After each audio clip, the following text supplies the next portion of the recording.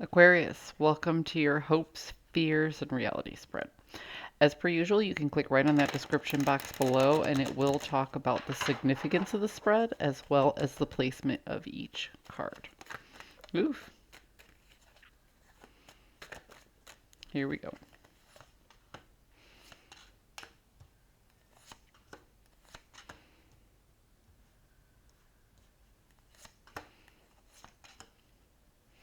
So I don't usually talk about the astrological significance of a card unless I feel it's really important. And when you show up in your own spread, I feel like it's really important. So in your fears, you have the star card in the inverse, and the star card is the card that correlates astrologically with Aquarius.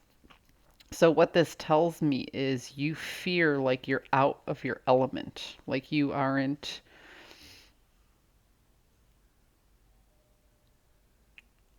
functioning in an environment that you're comfortable in right now. Okay. So we'll get back to that in a minute. First, I'm going to start with your hopes. So you're hoping to put a lot of time and effort, a lot of work into your craft. Okay. There's an emotional fulfillment. There's a,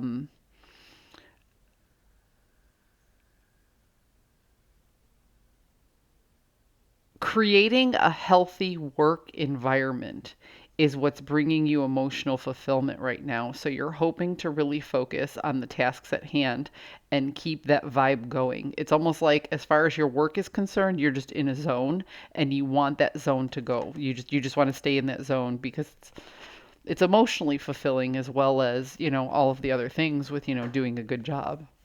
Financially rewarding as well, I'm sure. But there's a fear here. Like I said, you feel like you're pushing yourself outside of your element, like you're working outside of your comfort zone, and you recognize that sometimes you can be a little bit of a workaholic. So what I'm getting in your fears is that you don't have a good work-life balance right now, despite the fact that work is going really, really well. It could be that other areas in your life are suffering for it, and that causes you quite a bit of anxiety. Ultimately, though, you have the support of people around you. You have the support of you have faith. Okay, so the hierophant, I guess it's really changed in the modern environment because the hierophant, it represents groupthink. It represents a group leader, and I'm not getting a heavy religious significance out of this, like, oh, you're believing in a higher power.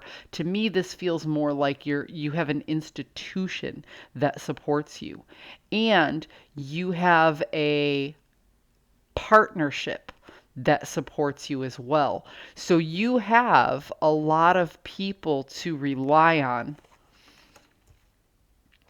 in the institution that you work for. You've made a lot of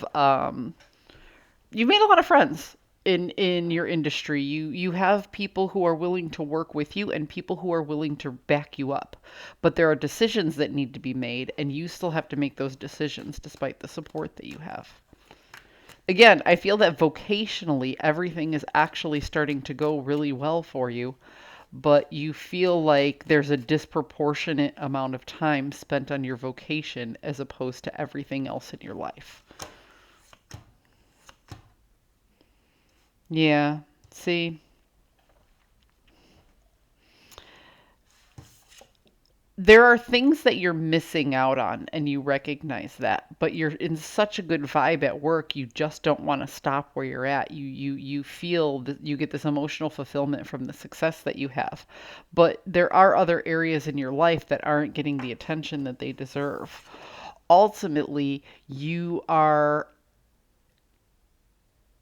very easily adapting to the environment and getting what you want out of your vocation, but at what price?